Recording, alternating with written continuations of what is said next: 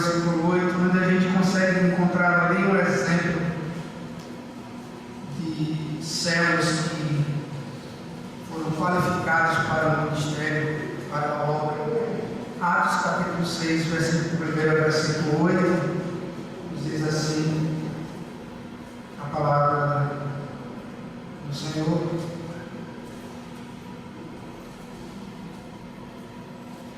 Ora, e naqueles dias, multiplicando-se o número dos discípulos, houve murmuração dos helenistas contra os hebreus, porque as viúvas estavam sendo esquecidas na distribuição diária.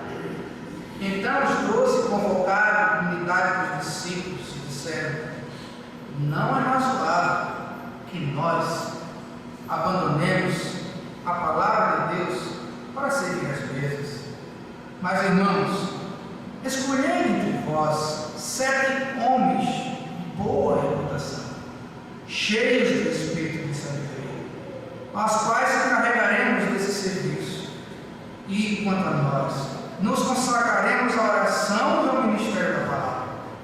O parecer agradou a toda a comunidade, e elegeram Estevão, homem cheio de fé e do Espírito Santo, Filipe, Prócoro, Nicanor, Timão, Parmenas e Nicolau, prosélito da Antioquia. E apresentaram-nos perante os apóstolos a estes, e orando-lhes, impuseram-lhe as mãos.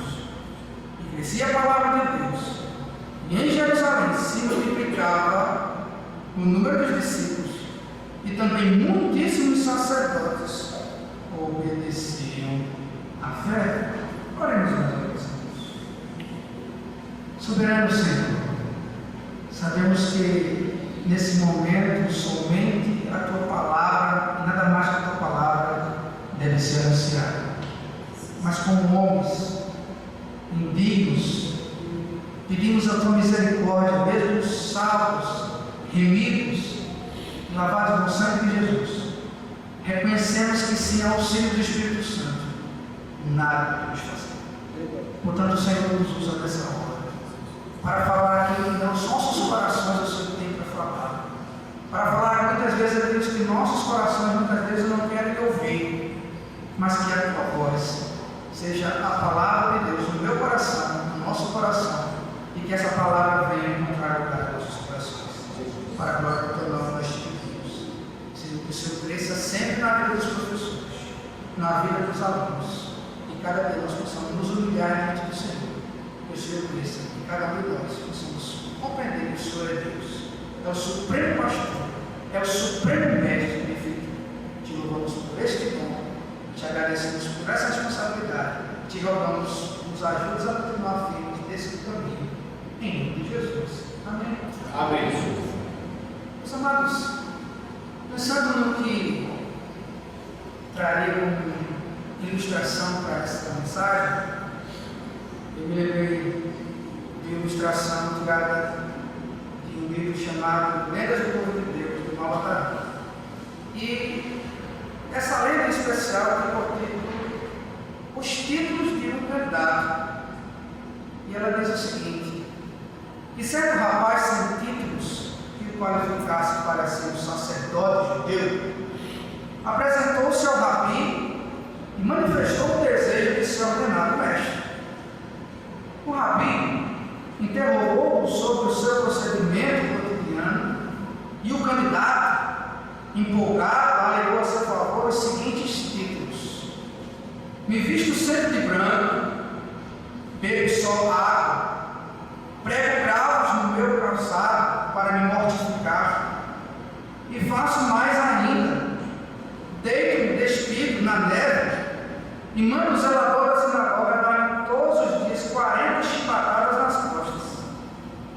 Acreditando que em seu exemplo de resignação e piedade impressionaria o velho rabi, o jovem candidato perguntou ainda: rabi, mestre, que acha das minhas qualidades?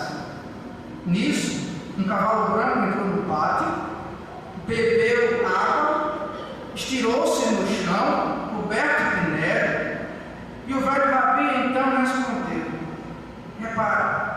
aconselhou batendo no ombro do jovem: aquele animal que está ali é branco, bebe só água, tem cravos nas ferraduras, deita-se na neve e apanha mais de 40 chicotadas por dia. Entretanto, não passa um simples cavalo.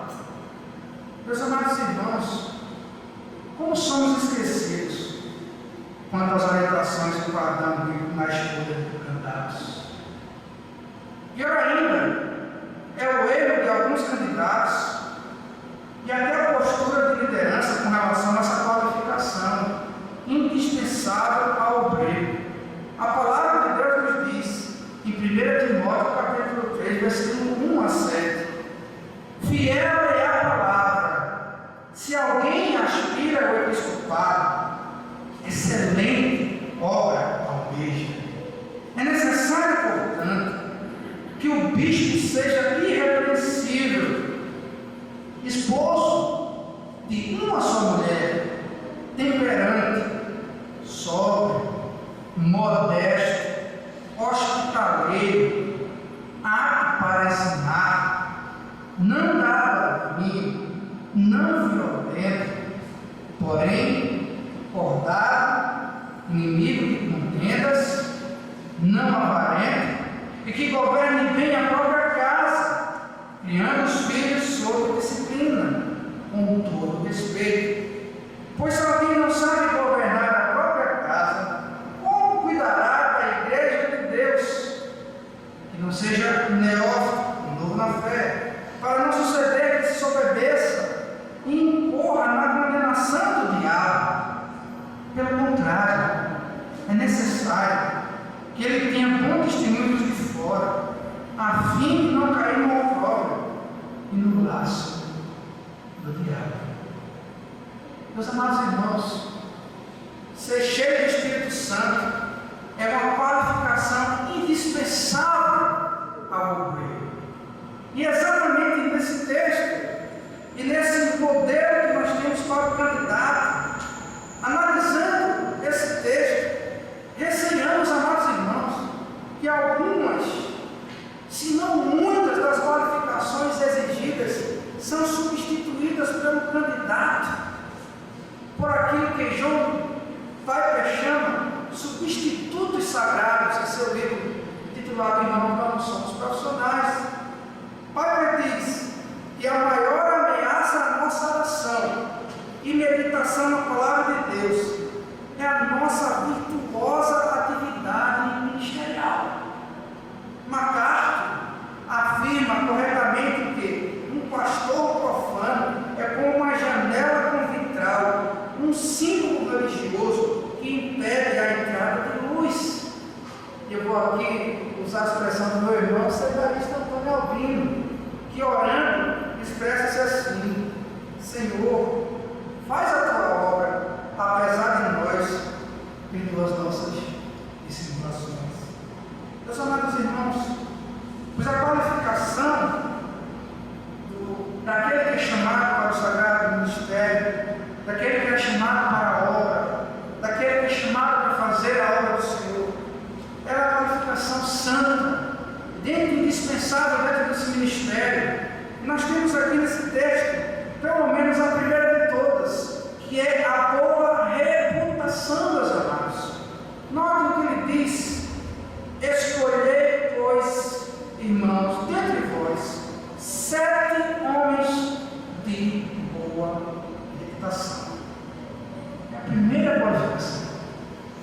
E tantas outras que o candidato imagina, de todas as suas qualificações, de toda a sua extraordinária reputação, uma excelente formação acadêmica, invejável currículo teológico, dentre todas essas, a mais indispensável qualificação ainda é o que ele vai dizer: estejam cheios do Espírito Santo e homens cheios do Espírito Santo. É essa a maior qualificação do candidato, que pode ter um monte de predicados, que pode ter um monte de qualidades, mas se lhes faltar essa, lhes falta a principal para desempenhar o seu ministério. E quando eu estava falando aqui o pastor Edson falando e me lembrando das palavras dele, que nós devemos orar pelos homens de Deus para que Deus os encha do Espírito Santo. O texto diz aqui que esses homens eram cheios do Espírito Santo. Mas eu pergunto a você, meu amado, irmão, que deseja estudar: o que é ser cheio do Espírito Santo para você? Eu gostaria nessa noite de tratar quais as implicações práticas a que se refere o termo cheio do Espírito Santo no contexto aqui teológico e gramatical. Em primeiro lugar, eu gostaria de tratar com vocês são as implicações teológicas desse termo cheio do Espírito Santo. Primeiro, implicação teológica sobre o conceito de estar cheio do Espírito Santo. Surge, portanto, da definição correta de que alguém vê o Espírito Santo não como uma pessoa, mas como um objeto, como um recipiente, cheio de uma substância divina, pronta para ser derramada em quem quiser, em quem desejar. Começamos por essa falsa compreensão. Começamos por essa falsa definição. Começamos afirmando o óbvio, porque às vezes o óbvio é tomado como certo, mas desaparece da nossa reflexão mais íntima e teológica. Devemos nos lembrar, em primeiro lugar, de que estamos tratando aqui de uma pessoa e não um recipiente, quando lemos cheios do Espírito Santo, conforme Efésios capítulo 5, versículo 18. Mas frequentemente, quase sempre nos esquecemos do que Paulo fala em sermos cheios de uma pessoa, da terceira pessoa da Trindade, o Deus Espírito Santo. Note, meus amados irmãos, enfatizamos aqui a pessoalidade do Espírito Santo, pois a julgar pelo que alguns teólogos têm dito, alguns pastores, alguns obreiros têm praticado, têm ensinado seu ministério, temos a impressão de que para eles o Espírito Santo é uma espécie de gás celestial que desce do céu e enche as pessoas em um determinado ambiente ou um determinado local, ou ainda um líquido divino que é derramado sobre as almas, vistas como uma espécie de recipiente vazio. É assim que muitos têm olhado para essa expressão. Outros ainda, de forma muito leviana, tratam o Espírito Santo como se ele fosse um vento produzido por algo divino, mas manipulado por homens, dando-lhe certos poderes sobrenaturais para soprar ou para lançar sobre as outras pessoas. E ainda, aqueles que tratam o Espírito Santo como se ele fosse uma energia celestial comparada a uma corrente elétrica. Absurdos. E a segunda implicação teológica desse termo, portanto, é de ser cheio do Espírito. Se você olhar nesse contexto aqui, para que Estevão fosse escolhido, para que esses homens fossem escolhidos, ser cheio do Espírito Santo, meu amado irmão seminarista, ser cheio do Espírito Santo, queridos professores, é testemunhar incondicionalmente do amor de Cristo. Note que o apóstolo Paulo vai dizer em Atos 22:20, e quando o sangue de Estevão, tua testemunha, martirós, se derramava, também eu estava presente e consentia na sua morte, e guardava eu, o apóstolo Paulo disse, as capas dos que eu matava. A definição do dicionário Oasis acerca de mártires ou mártir é aquele que preserva, que é submetido à pena de morte pela recusa de renunciar à fé cristã ou qualquer um dos seus princípios. Portanto, o mártir cristão é aquele que prefere morrer a renegar o seu Senhor e a fé. Você cheio do Espírito Santo, se olharmos a vida desses homens e a vida de Estevão, meu amado irmão, muitas vezes olhando para esse mundo, para os homens que se dizem cheios do Espírito Santo, nós percebemos que há uma ausência de quase todos os dons daquele que tem o Espírito Santo, porque não se submetem à fé, pelo contrário, renegam a fé no seu Senhor Jesus Cristo, e por pouco se vendem a fé, mas aquele que é a verdadeira testemunha, martirós, esse morre sem renegar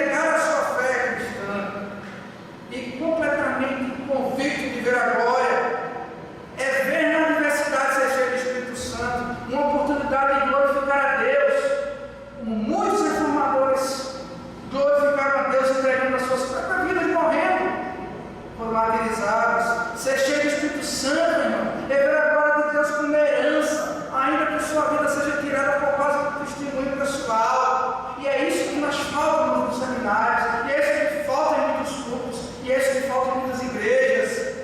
Pessoas dispostas a dar a sua vida. Se nós não temos nem tempo para o Senhor, se nós não dedicamos nenhum tempo para pensarmos em ir para o seminário, se nós não reservarmos alunos tempo para estudar, tempo para ter uma vida devocional, tempo para ter uma vida de oração, tempo de dedicar para os seus estudos, sim, e tempo de servir na igreja do Senhor. Então, meu irmão, pense, não há nenhuma perseguição, mas aqueles homens foram perseguidos. Olha o que dizer. Portanto, a terceira implicação teológica em ser cheio do Espírito Santo implica em você fazer a defesa da fé concisa, coerente com a fé de Estevão. Capítulo 7 de Atos, versículo 1 a 53. Não precisa ler, não. Antes de ser morto, lê esse caso. Veja o que é que Estevão faz. Veja que belíssimo sermão, que apologia da fé. Meu amado irmão, ser cheio do Espírito Santo é suportar calúnias, injúrias, injustiças por causa do amor de Cristo. É nisso que implica ser um homem cheio do Espírito Santo. Enquanto Estevão falava, aqueles seus acusadores estavam rangindo seus dentes, querendo matar, e ele estava ali firme pregando o Evangelho. Quantos pastores têm coragem de pregar a palavra de Deus hoje estão mudos? Por que estão mudos? Porque não têm essa coragem de fazer a defesa da fé. É isso ser cheio do Espírito Santo, meu irmão. Não é estar esperando que alguém dê uma tapinha nas tuas costas e diga parabéns, pastor. Porque tem pastor que vive a sua síndrome da tapinha nas costas. É quando ele termina de pregar e ele vai lá para frente para falar com os irmãos. E ele ama ouvir dizer, pastor, que belíssima mensagem. Mas eu não estou dizendo que você não deve, irmão, receber realmente aquilo que Deus tem para você. Mas a honra de pregar a palavra fielmente, ela vem acompanhada de algumas implicações. Eu imagino qual seria a implicação de um pastor pregar uma época como aquela de Estevão, que no final, em vez de levar uma tapinha nas costas, levou pedradas e morreu, meu irmão. Será que nós estamos dispostos, irmãos, a fazer isso? Eu pergunto a você, amigo, meu irmão seminarista que deseja estudar, você está estudando para ganhar tapinha nas costas? Você está estudando para ganhar a glória dos homens? Você está estudando para ser pastor e ser bem visto pela sociedade ou pela comunidade cristã? Você quer alguma glória na parte desse reino que é de Cristo? Então, meu irmão, desista agora. Não faça isso, não. Não se acabe, não. Não se autodestrua com esse pensamento mesquinho, porque a glória é toda de Deus, a glória é de Cristo. E Estevão sabia disso. Ele olhava os céus e dizia assim: olha esse que vejo os céus abertos, o Filho de Homem sentado à direita de Deus. Esse é o Estevão, homem cheio do Espírito Santo. Mas eu não nego jamais a dizer que muitos pregadores hoje renunciariam a sua fé se levassem um pequeno agosto. Não precisava ameaçar de volta, não. Mas a palavra de Deus é muito contundente nas suas colocações.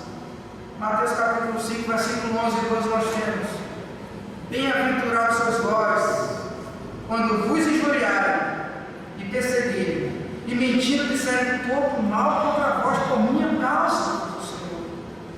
Alegrai-vos, exultai, porque é grande o vosso galardão nos céus, porque assim perseguiram os profetas que foram antes de vós.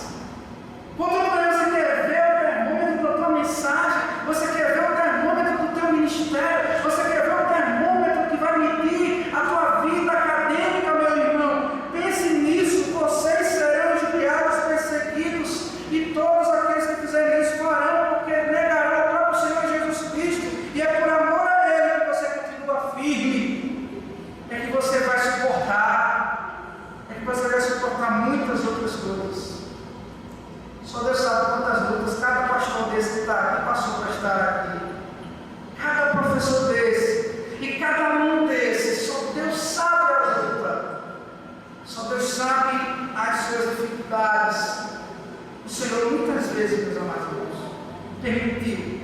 fosse injuriado, que eu fosse caluniado, mas eu não desisti do caminho de ensinar a palavra, de ser licenciado, de ser ordenado, de ser chamado, de ser vocacionado a ser pastor.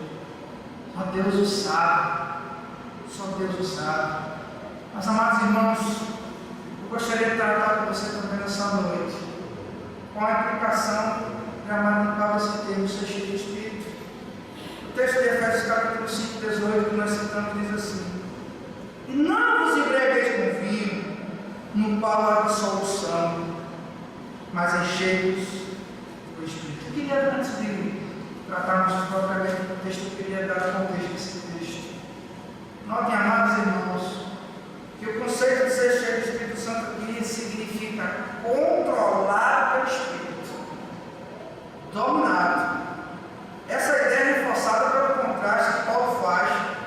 Ele faz esse contraste aqui com alguém que está embriagado e com alguém que está cheio do Espírito Santo. Olha o contraste, quando Paulo diz assim: e não vos embriagueis com vinho, no qual há assotia, em grego, dissolução, mas enchei-vos do Espírito.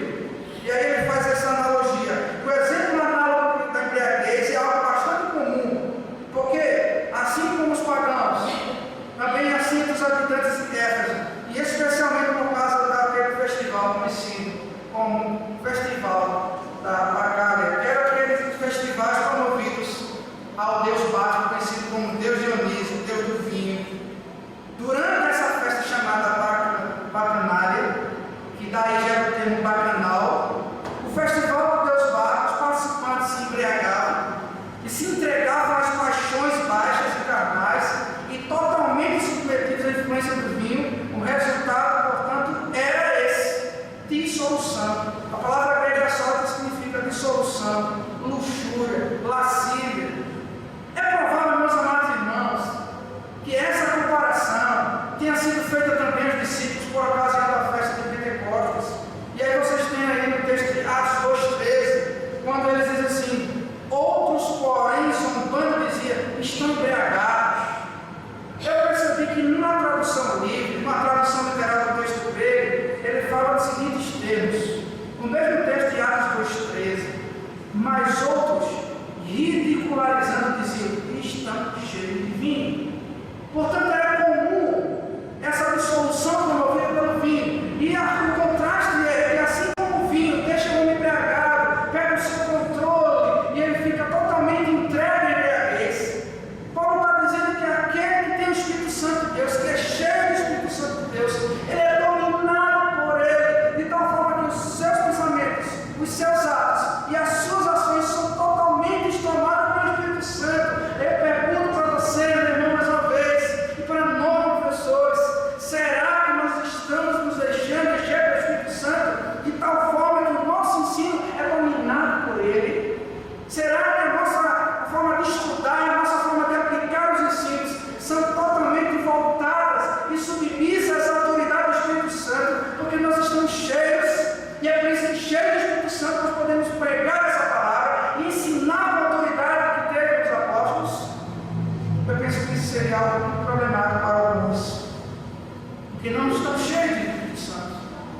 Pelo contrário, estão embriagados por esse mundo, embriagados muitas vezes pela teologia. Quantas vezes, pastores, irmãos aqui e professores, nós nos embriagamos com a teologia, nós amamos as posições teológicas, mas será que nós estamos deixando levar mais pela posição teológica do determinado teólogo, ou nós estamos nos deixando levar pela autoridade do Espírito Santo de Deus?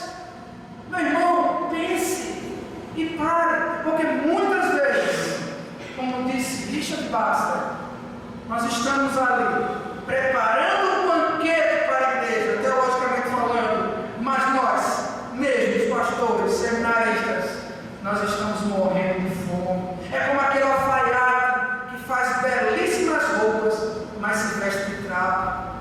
Se a nossa vida não for cheia do Espírito Santo, se nós não estivermos cheios do Espírito Santo, nós não vamos ter autoridade para ensinar a palavra, porque a nossa vida vai falar o contrário, porque as nossas ações vão falar o contrário. Nós vamos dizer algo do qual nós não somos aptos a falar. Nós não somos como aqueles homens que nós temos a definição em Atos Apóstolos, cheios do Espírito Santo, homens dominados pelo poder de Deus, homens qualificados, com todas aquelas prerrogativas, mas acima de tudo, aquele que deve ser o Senhor na obra tem que ser cheio do Espírito Santo. O que esse vocábulo, prelúdio de pneumatia, quer dizer? O que é que essa expressão, cheio do Espírito Santo, traduzindo o grego, quer dizer? Primeiramente, façamos essa análise aqui, desse verbo encher. Ele diz muitas coisas, somente essa expressão aqui. Em seguida, vamos fazer essa pequena análise aqui semântica. O que é que significa o original, o termo, dentro do contexto? E nesse contexto que Paulo escreveu. E a primeira análise se trata dessa expressão encheios. Nós temos o verbo encher no original. E a primeira ideia aqui é que ele está habituado, professor, no modo imperativo. A gramática portuguesa é o tempo verbal que expressa uma ordem. Portanto, o mesmo acontece com a gramática grega. De sorte, quando o apóstolo Paulo diz encheios do Espírito, Paulo dizia encheios com um peso citado maior que simplesmente aconselhar aos efésios assim, seguir uma sugestão. Ele está dizendo, você pode ou não ser cheio do Espírito Santo. Não é isso que Paulo quer dizer. O peso aqui dessa expressão, encher do Espírito Santo, a ideia aqui é uma ordem imperativa, ou seja, os efésios devem encher-se do Espírito Santo. Isso é um mandamento dado pelos apóstolos. Portanto, todos os discípulos, não é uma opção a ser buscada como alguns pensam, não é uma segunda bênção como alguns definem, não é uma segunda unção como alguns definem, não é um aspecto desejável, mas é essencial para a vida cristã. Portanto, professores, queridos alunos, nós temos uma obrigação na ordem de Deus para nos encher do Espírito Santo. E não é uma opção, é um mandamento. Todo cristão genuíno deve obedecer. Isto foi muito claro quando Paulo afirmou, dizendo assim: vós, porém, não estáis na carne, mas o Espírito, se é que o Espírito de Deus habita em vós. Mas se alguém não tem o Espírito de Cristo, Paulo diz, esse tal não é dele. Romanos 8:9. Portanto, todos os cristãos, ordem imperativa, modo imperativo, devem estar cheios, revestidos do Espírito Santo de Deus. E não é uma história, não é uma opção. Segunda ideia que o verbo encher aqui está nos dando, a ideia é que ele está no plural. Enchei-vos todos com o Espírito. O que Paulo está ensinando dizer aqui é que estar cheio do Espírito não é um privilégio reservado para poucos, para o elite, como alguns definem por aí. Não é uma experiência que só cristãos excepcionais podem ter, meu amado irmão. Não é um privilégio reservado a essa elite espiritual. Não é uma ideia intangível. Não, todos os crentes devem estar cheios com o Espírito Santo.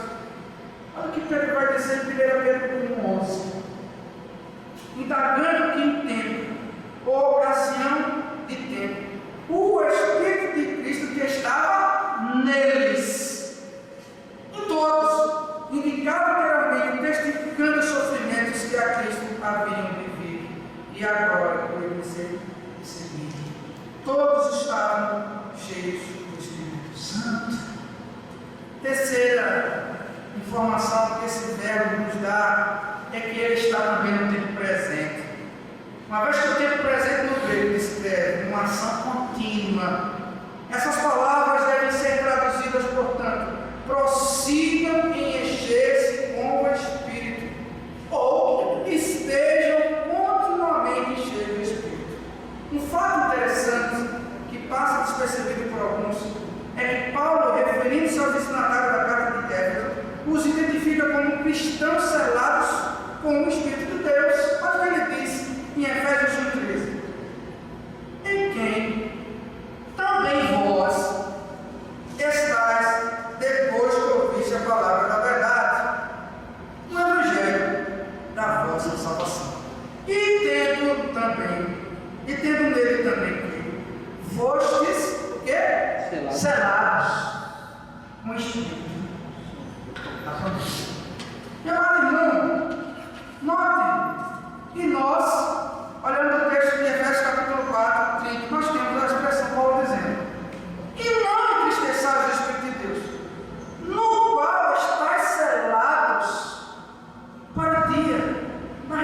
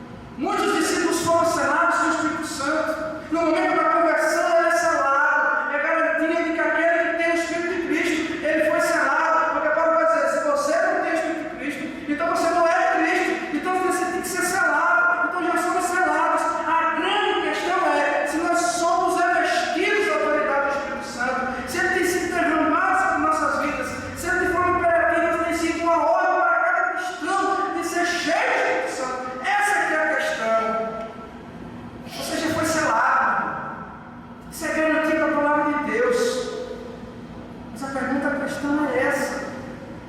Eu pergunto, imperativo presente, no ponto dessa análise citada, disse-nos que ninguém pode jamais replicar ter sido cheio do Espírito Santo, não, mas por todas. Alguém pode dizer assim, eu fui cheio do Espírito Santo, pastor, eu já estou cheio, eu não vou mais me esvaziar dele. Ninguém pode reivindicar isso. Ninguém é cheio do Espírito Santo uma vez por todas. Está sendo, na verdade, eu lembro isso, continuamente cheio do Espírito. E de fato, o desafio é de toda uma vida cristã, meu irmão. Se você acha que já está selado, amém, graças a Deus. Mas se você acha que está selado, é a mesma coisa que está cheio do Espírito Santo, então começa a pedir ao Senhor misericórdia. Você precisa ser revestido com autoridade. Isso é um desafio de toda a vida. Começa desde o primeiro dia do seu nascimento, do momento do seu selo, quando o Senhor batiza com o selo do Espírito Santo. E vai para toda a tua vida. Aí vamos colocar isso para a vida ministerial, vamos colocar para a vida acadêmica, meu irmão. Você pode chegar no ministério, você pode, antes de chegar no ministério, entrar no seminário cheio de Espírito Santo, cheio de expectativas, mas a vida acadêmica vai sufocando. Isso é uma devocional, vai sufocando a tua vida devocional, vai sufocando a tua vida, de tal forma que você começa então a se esvaziar. Nada senão contínua vida de oração, meus amados irmãos. Contínua vida de disciplina espiritual, constante vigilância, vai nos habilitar a manter o cheio do Espírito. Então, irmãos, não há uma fórmula mágica, se você quiser perguntar, o que fazer? Você pode dizer, não, pastor, então eu estudo seminário para ser mais santo, não é o diploma de bacharel em teologia, não é. Se você está esperando ser mais santo, mas investindo no poder de Deus, achando que no seminário você vai encontrar se está no lugar errado. Não é uma ordenação de diaconato, não é uma ordenação presbiterata que vai fazer você ter um cheio do Espírito Santo. Não é nesse contexto de Atos. Nenhum daqueles homens tinha nenhuma vocação para nenhum ministério, mas o texto diz que todos eles eram cheios do Espírito Santo. E por último, o verbo encher está na voz passiva. Não se embriague com vinho que leva à libertinagem, mas deixe-se encher pelo Espírito. A NVI, a Nova Versão Internacional, ela considera a voz passiva nessa tradução e enfatiza: deixe-se encher. Como assim, pastor? Uma vez que o Espírito Santo é uma pessoa, a única maneira de continuar pleno dele é prosseguir em plena e completa entrega a Ele. Precisamos remover os obstáculos que se erguem entre nós e o pleno compromisso com Deus. Precisamos nos dispor a escutar a voz do Espírito pela oração da palavra de Deus. E aí você será completamente, continuamente, melhor dizendo, cheio do Espírito Santo de Deus. Eu gostaria de concluir dizendo: qual o resultado de termos candidatos ao Sagrado Ministério, de termos pastores, presbíteros, diáconos, obreiros, homens, mulheres cheios do Espírito Santo de Deus? O resultado está no final do texto de Atos, capítulo 6, versículo 7. Abra a tua Bíblia. Veja o que ele diz. Como resultado do trabalho, do empenho daqueles homens cheios do Espírito Santo de Deus, o texto diz: e crescia a palavra de Deus, e em Jerusalém se multiplicava muito o número dos discípulos, e grande parte dos sacerdotes obedeciam à fé. E ele novamente cita Estevão, e Estevão, cheio de fé e de poder, fazia prodígios e grandes sinais. Meu amado irmão, a palavra do Senhor crescia porque esses homens eram cheios do Espírito Santo de Deus. E olha, o conceito de prosperar hoje para muitos pastores talvez esteja muito distante dos padrões da palavra de Deus. Porque essa comunidade aqui crescia, mas muitos dos discípulos obedeciam à fé. O texto diz: os sacerdotes, obedeciam à fé. E muitos prodígios e sinais eram feitos do povo. A glória de Deus era derramada abundantemente do povo. A igreja tinha uma vida, e essa vida era algo que testemunhava. Quando Estevão foi morto, vocês imaginam se as pessoas teriam se desesperado,